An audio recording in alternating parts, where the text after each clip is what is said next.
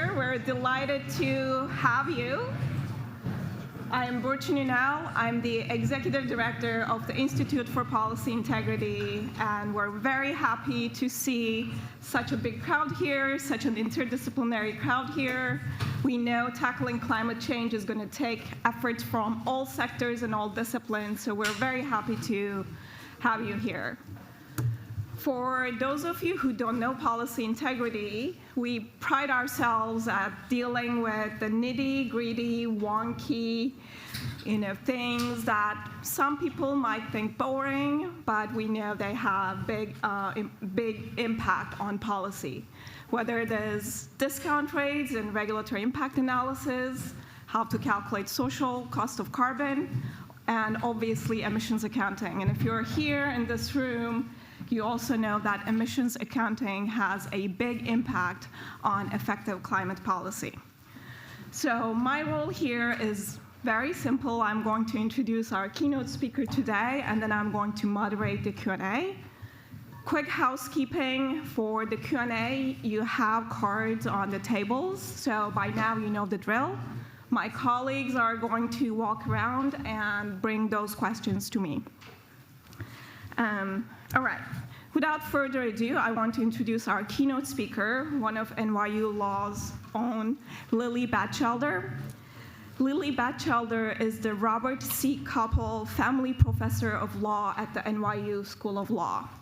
She's also an affiliated professor at NYU Wagner School of Public Service and co-founder and co-director of NYU Law's Tax Law Center.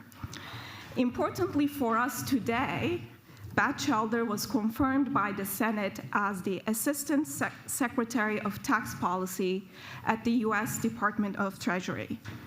And she served in that role until February 2024. As Assistant Secretary, she led the Office of Tax Policy.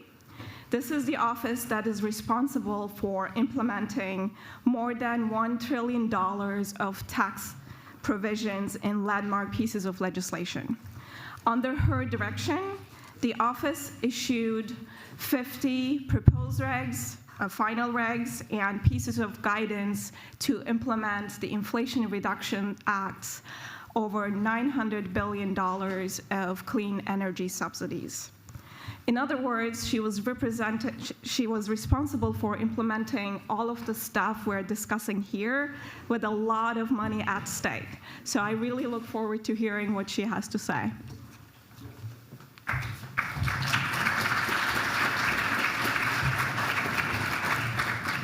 Thank you, Burçin.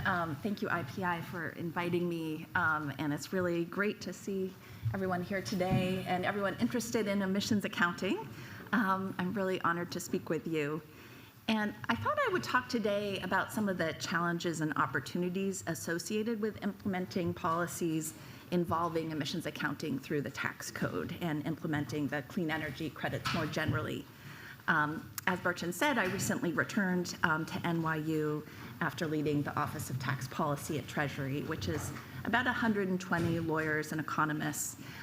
They have a lot of different responsibilities, but most importantly, as she mentioned, for today's purposes, is they're responsible for issuing all regulations on tax issues together with IRS Chief Counsel, with the ultimate decision, of course, resting with the Treasury Secretary.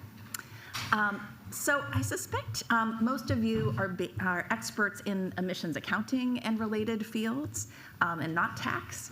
But I thought it would be helpful maybe to provide some context on the tax system that climate experts might not fully appreciate, including opportunities, constraints that go with achieving policy goals through the tax system instead of through more traditional spending or regulation.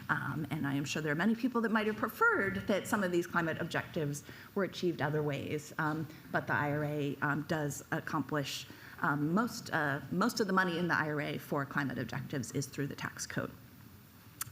So I thought I'd start by talking about ways that the tax incentives interact with other parts of the tax system and are shaped by its norms. Then talk some about the changing legal and litigation landscape in tax, and then close maybe on a little more optimistic note with some thoughts on potential advantages of the tax system. So first, to state the obvious, tax incentives are part of a much broader policy apparatus, and it's essential that regulations and guidance not disrupt that in large ways.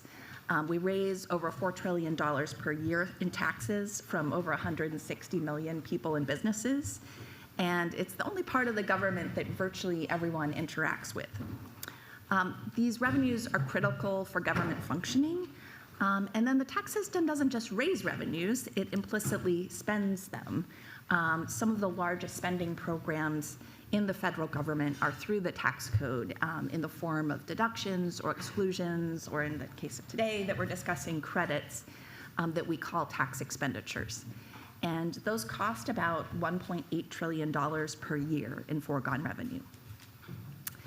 So the fact that the IRA clean energy credits were embedded in this system has several implications that I think are worth bearing in mind. The first is that there may be terms or concepts in the credits that seem like they leave a lot of wiggle room for interpretation in ways that advance one's policy goals. But there's often a huge amount of tax law developed around defining terms like qualified facility, or whether something's a lease versus a sale, what is commenced construction. And if you call that law into question, it can have really vast consequences for the tax system. You might lose tens, hundreds of billion dollars in revenue. You might tie up IRS and DOJ in litigation so they don't have the bandwidth to deal with other abuses in the system. So there's first sort of this scaffolding that's being built upon that one needs to bear in mind.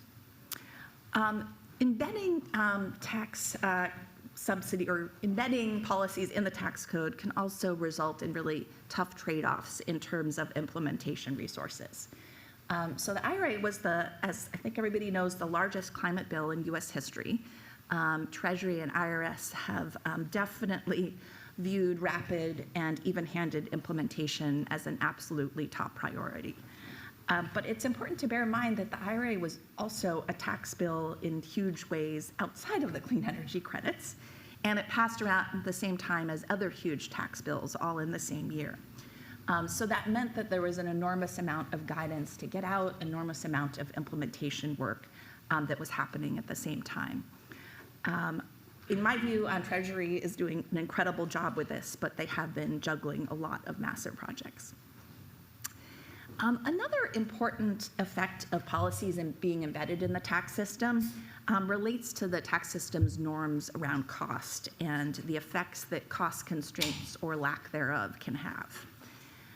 So I think this wasn't totally appreciated initially when the IRA passed, but tax expenditures almost always operate like mandatory spending programs.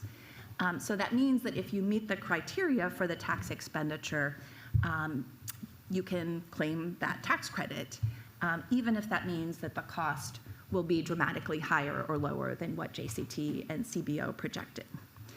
So initially, there was an estimated cost of $270 billion for the clean energy credits, but that was never going to be the cost, and that never is with tax expenditures. We now know that it's much higher, on the order of $900 billion over 10 years. Another distinction is that tax expenditures are almost always self-executing. So even if there's no guidance, taxpayers can claim tax credits or other tax benefits. And so together, these norms mean that the cost for tax incentives can be much different than is anticipated. And from the perspective of mitigating climate change, that can be good or bad. It can be good if the cost is higher because the incentives are spurring even more investment than was expected. And there's strong evidence that this is largely what has driven the higher cost estimates for the green credits. But it can be bad if it means that taxpayers start claiming credits for things that are not really clean. And this is a real risk, especially in the tech neutral and clean hydrogen space, if those credits are too generous in accounting for emissions effects. So all of this creates a lot of pressure to put out guidance fast and with the strongest legal and scientific footing, which brings me to the next subject I wanted to talk about, which is the changing legal and litigation landscape in tax. So there have been several recent Supreme Court decisions that have really changed the legal landscape for tax regulations, possibly dramatically, we don't know yet. which include Mayo, Loper Bright, and Corner Post. And how disruptive these cases are for the tax system and how it's been working will really depend on how seriously lower courts take their role as the new arbiter of what the tax code means. So the first case that probably nobody in this room has heard of is Mayo Foundation versus US in 2011. And to simplify, it held that tax regs were fully eligible for Chevron deference, which was still in place in 2011, but eliminated tax exceptionalism for tax guidance so that it was fully subject to the APA. And this created a situation where Treasury and IRS have had to respond in detail to every comment on proposed regulations or risk procedural challenges. And given that wealthy taxpayers and large corporations are far more likely to have the resources to write detailed comment letters and to litigate, it's made it a lot more difficult to issue regulations that those taxpayers don't like and has lengthened the regulatory process in general. Loper Bright was then issued this summer. Tax attorneys at the IRS and Treasury and elsewhere in the administration were still grappling with what it meant for regs to face the same procedural challenges under the APA as other agencies.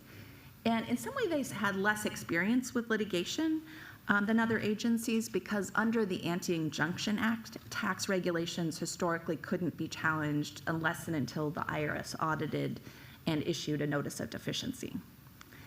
And then, as many of you know, Loper Bright overturned Chevron and held that the courts and not the agencies have ultimate say in determining in interpreting ambiguous statutes unless there is a delegation of discretion to the agency. And in cases where there is no delegation, courts should identify the single best interpretation with no deference to the agency. So because this case was just issued or decision a few months ago, it's not clear yet how it will be interpreted in the tax context. My hope is that the lower courts will take the Supreme Court seriously in two respects. One is that they will give full effect to the Supreme Court's respect for delegations of discretionary authority and understand that Congress does actually delegate a lot of authority to Treasury and IRS to interpret tax law. And second, in cases where courts decide not to defer and are looking at whether the executive branch found the single best meaning of a tax provision, I'm hoping they're really ready to dig into the text and structure of the code and the law to find the best meaning and not cause inadvertent damage. So we had Loper Bright, then also this summer there was a case called Corner Post, which held that the statute of limitations for substantive facial challenges runs from the date the cause of action accrued for the litigant and not from the date the regulation was issued. And this means practically that taxpayers can challenge old and cold regulations. Because there are over 250 million returns filed every year, and many rely on regulations that might be decades old, this creates more uncertainty depending on how the ruling is applied. And then as we wait to understand how the different players, and here I really mean the lower courts, react, these cases mean that there are less established views than there might have been historically within government about where there is legal risk and how to address it. So the legal landscape is further complicated in the clean energy credit context by the fact that the law references other agencies' laws and models so much. This makes sense given the interconnected nature of the policy objectives of the credits and the expertise that other agencies have, but it has required Treasury and IRS to take even more care and more steps to establish that they're adopting the best interpretation of the law. Yet another complication is the lack of clarity around standing to challenge pro-taxpayer regulations. So the general longstanding view is that there is no standing to challenge pro-taxpayer regulations because loss of revenue is not a particularized harm to a specific taxpayer. That could be different in the clean energy context if a pro-taxpayer regulation results in a clear competitive disadvantage to another taxpayer or a specific harm to certain individuals or communities. But that's a relatively novel concept, and it's unclear how it will work in practice. And so to the extent that there is no standing to challenge pro-taxpayer regulations, that obviously creates a one-way ratchet where litigation only can result in loosening tax regulations and not tightening them. And then a final complication I wanted to mention is the common use of proposed regulations and sub-regulatory guidance in tax. Many proposed regulations aren't finalized for years or decades in the tax context, and a huge amount of the law is fleshed out by sub-regulatory guidance. Historically, taxpayers didn't really want to engage in controversy with the IRS, but that's been changing as tax has become a profit center in firms, and many are successfully challenging sub-regulatory guidance, which has meant that Treasury and the IRS have had to regify, convert from sub-regulatory guidance into regulations, a lot of existing law for fear that the courts will reverse it, which is also creating uncertainty and constraints on bandwidth. So I think that implications of all of these major legal developments and differences in the tax system have a few implications. The first is that the regulatory process is likely to continue lengthening, unfortunately. Historically, in the very best case, it would take about 2 years to issue a final regulation. But given all these new legal dynamics to navigate, it's probably going to take longer. And that means that ideas for how to implement the green credits that require new guidance every year aren't going to be feasible if courts would view them as requiring notice and comment rulemaking. A second is the importance of comments. So I'm not sure whether this is tax specific, but regulation writers find it really hard to issue a final regulation that contradicts all the public comments. Even if there's one comment supporting the direction that the drafters think is the best reading of the statute and consistent with the structure of the code and tax administration, it helps them feel like they can justify taking that approach in a court. Historically, and I think this is different from the climate space, there have been virtually no comments on tax regulations from a public interest perspective. They were almost always by affected taxpayers or trade groups that wanted laxer regulations. But the cases that I mentioned and the standing dynamics that I mentioned mean that there's really going to be a litigation frenzy in tax that just goes in one direction, unless and until the courts take seriously the responsibilities that I outlined above. But even if they do, because there are lots of different lower courts and lots of different jurisdictions, it's going to take time for them to clarify their approach. So I think we can expect a burst of litigation as filers try to push their luck. What this means is we desperately need people to weigh in from a public interest perspective about ways that lax regulations are not always the best reading legally or the best policy. And I was really thrilled back when I was in the job, and still am, by how many climate and environmental groups like IPI have been commenting on the regulations. I'm also really proud to have helped co-found the Tax Law Center, which is working to make sure the public interest is actually represented in tax regulatory proceedings and litigation. And it's comments from organizations like this that can help establish for courts that emission accounting regulations are based on reasoned decision-making, and, for example, that accounting for indirect emissions is not optional as a legal matter. But Treasury and IRS and their interagency partners are going to keep needing your comments desperately, and the wonky research that Burchin mentioned. And in particular, they're going to need to keep understanding which approaches best account for significant indirect emissions, given administrability and compliance constraints, and the constraints of the statute, of course. And I would add that in the post-Loper-Bright world, your work will need to be informed by interactions with the tax code in addition to administrability constraints. So I'm afraid for those of you working with different public interest organizations, you're going to need to keep building your tax law muscles and capacity in the long term, possibly even hiring some tax lawyers, because the pressure on the ongoing upkeep of these regulations and models is not going to go away. But that work's really important for Treasury and IRS and their interagency partners arriving at the best final regs. And it's also really important for those final regs to stand up in court when litigated almost entirely from one side. Because I can guarantee you that there are going to be people that are going to challenge the three pillars as not necessary or say that significant indirect emissions can be disregarded.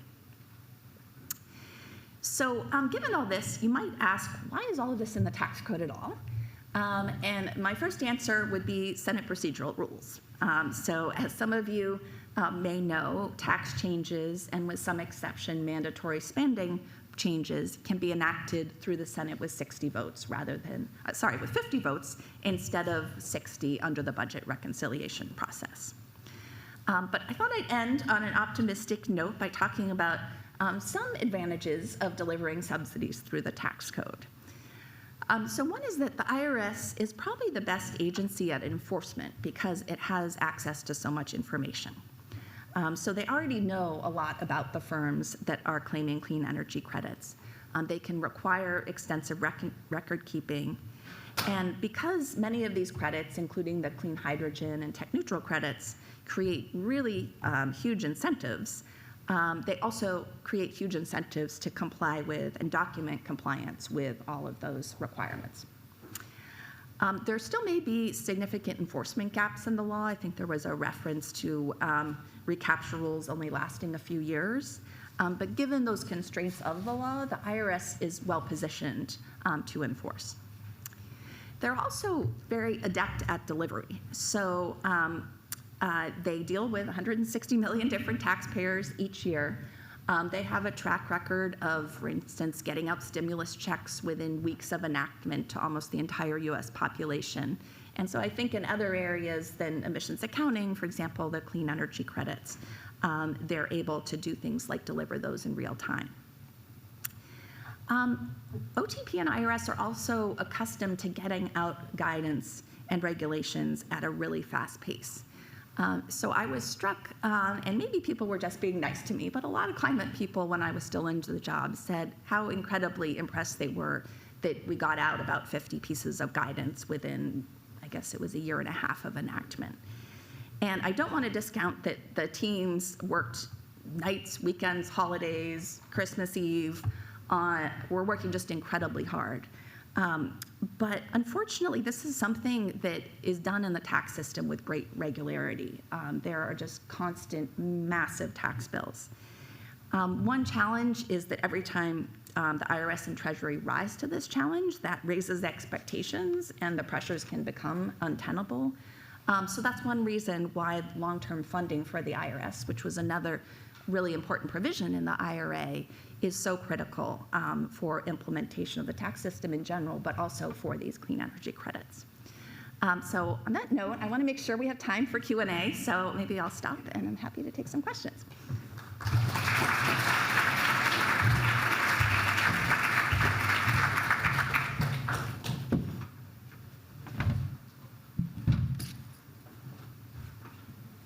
Thank you so much for the insights. Again, there are note cards on your tables, and if you have questions, please write them down and send them to me quickly. So while we wait for audience questions, I have some of my own. As you mentioned, the tax credits are uncapped. There's a lot to balance accountability versus accuracy. And if you get the emissions accounting wrong, there's a lot of consequences, fiscal consequences, emission consequences, especially around hydrogen and technology neutral tax credits.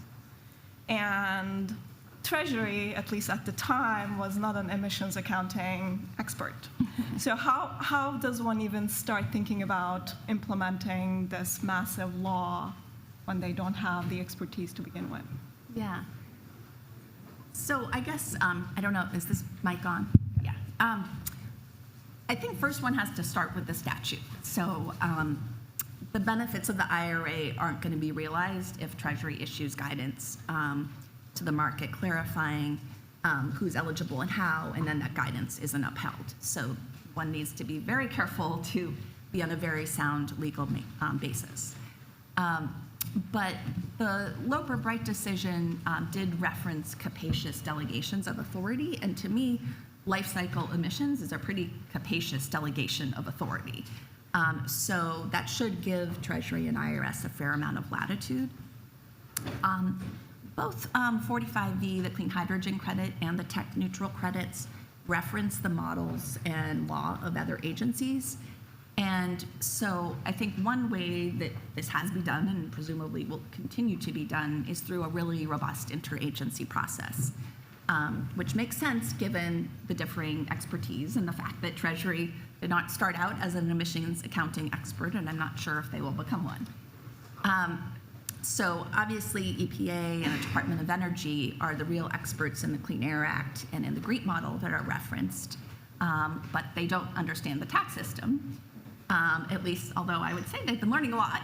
And then conversely, Treasury was not historically an expert in emissions accounting, but knows what level of accuracy the tax system can bear. And so I was sort of struck in the first panel, as an academic, I have been accused of having too nuanced views of exactly how tax policy should operate. And now that I've been inside government, I've realized you do need to have workable definitions. So if an input into a model, for example, is too squishy, the IRS might not be able to verify it. They might not prevail in a battle of the experts if it is litigated either internally in IRS appeals or in courts. And then some accuracy might require a pace of rulemaking that is just not achievable or advisable if you want to protect against legal challenges. And so I think that's something that Treasury can bring to the interagency process, is sort of what level of accuracy is doable. And then they also know the dynamics of litigation and the fact that there's sort of this one-way ratchet in tax, both because of the courts cases I mentioned, but also because of the standing dynamics. So I think one of the implications there is that if there is uncertainty whether some production process is going to have zero emissions or what the life cycle emissions is, my instinct is to err on the side of caution, because if you are overly generous in a regulation, it is going to be very, very difficult to dial that back. On the other hand, if one is confident that, say, the life cycle emissions are zero, one should get out that guidance really quickly in order to provide the market with certainty and sort of reap all of the benefits that the IRS is intending. And that's something where I think other agencies can really advise of, this is a technology or a pathway that we are confident has zero life cycle emissions, so go forth and issue your regulations. But I think overall it's really a balancing process, and so you're sort of within the bounds of the law trying to find the approach that is as accurate as possible while still being administrable. And could you give a little bit more insight into how the interagency process was working? Because you're on the hook for issuing the regulations, but it is DOE's model that you have to rely on using EPA's Clean Air Act definition. How does this dynamic work? Yeah, so I will say when I was there was a very robust interagency process because of those references to different laws and models, because of the expertise that other agencies had. I couldn't keep track of, I think, every hour of the day there were interagency calls going on. One thing I would say is in some ways the tax system is more accustomed to interagency processes than you might expect. So all of our retirement system is built on tax incentives, and the regulations for those are jointly issued by Treasury and the Department of Labor. A lot of our health system, including employer-provided health and the Affordable Care Act exchanges, are also built on tax subsidies and other laws that require Treasury and HHS and Department of Labor to work together. And so people are used to interagency processes, but it is more complicated in the green credit context. For one, because there's just startup costs. If you aren't used to working with the Department of Transportation, then that's a startup cost. Every agency has sort of their own language, they have their own scars from previous battles that they're especially sensitive to. You have to sort of learn to speak each other's language. And then the clean energy credits are different because there's just so many agencies. So in health and retirement, there were two, and those relationships developed over 40 years. In the clean energy context, we were working with Department of Energy, EPA, but also Department of Labor, USDA, State, Commerce, Department of Transportation. It was like really a lot of the federal government. And then I think some of the questions related to emissions accounting are particularly challenging because, something like life cycle emissions is a lot more squishy than many of the things one works on in an interagency basis in the health and retirement context. And then the tech neutral credits are even more challenging because they don't reference a model and they contemplate the secretary issuing annual tables. So to me, there are longer term questions of how that internal governance is going to work, but I think people have been certainly rising to the challenge. Me too here. Speaking of long term, I have a lot of questions asking the same question. So we are in an election year. There is a potential change in the administration. What are, do you anticipate rollbacks to IRA in 2025 under potential Trump administration? How do you think about the Congressional Review Act vulnerability? And especially thinking about potential rollbacks, what do you think is the most vulnerable? And is there a way to make these regs durable? Okay, that's Loaded a question. lot of questions. A lot of questions. So I guess overall, I'd say rollbacks to a large extent depend on the outcome of the election and the exact configuration. If there are rollbacks, they could take the form of legislation, regulatory rollbacks, or, and this wouldn't depend as much on the election, changes to the IRA through litigation. And they can also be expansive or restrictive. So, for example, if Republicans had a trifecta, one could see them rolling back some of the IRA to help them pay for the Trump tax cuts, which, since this is mostly a non-tax audience, are all expiring at the end of next year, and there's going to have to be huge tax legislation that is very costly. But they may not have the votes on the Hill to do so. So you're already seeing a bunch of Republican members of Congress saying they actually don't want to repeal these clean energy credits. There is analysis, but possibly by some people in this room, finding that a lot of the new clean energy investments spurred by the IRA, they're disproportionately in Republican districts. And so my guess is in terms of legislative changes, the most likely would be to the EV credits and particularly the sourcing of materials requirements to those. If the Republican nominee for president wins, I think you could see some regulatory changes. And he's certainly said a lot about rolling back things, but I tend to think that the public dialogue is focusing a little too much on how much Republicans want to repeal the IRA and less on how they might expand it in ways that could worsen climate change. So you could imagine a Republican administration trying to roll back the 3 pillars on 45V, or allowing displaced emissions to be included in the greenhouse gas emissions rate, which would expand access to the tech neutral credits. So, it might be that they would try to tighten things up, but if something can't be accomplished legislatively, my instinct is they might go the other direction and actually loosen things. And then, of course, there's the possibility of litigation in 2025, which would also probably loosen regulations unless groups can start establishing standing to challenge regulations going the other way as being too loose or too lax and pro-taxpayer.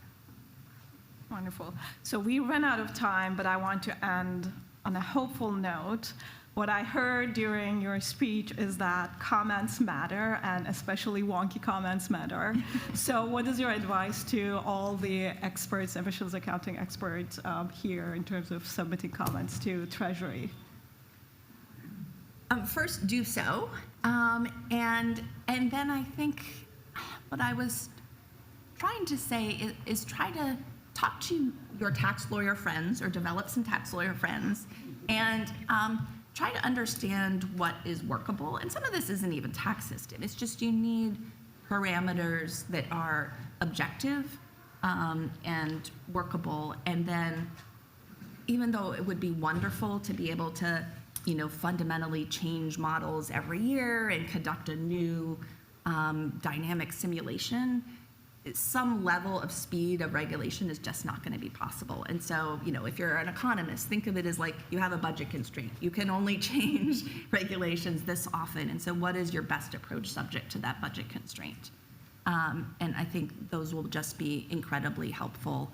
And also make sure to read comments that you don't like. And if you disagree with them, explain why they're wrong, because that will also help establish the record that justifies potentially taking the approach that you're recommending and not the other one.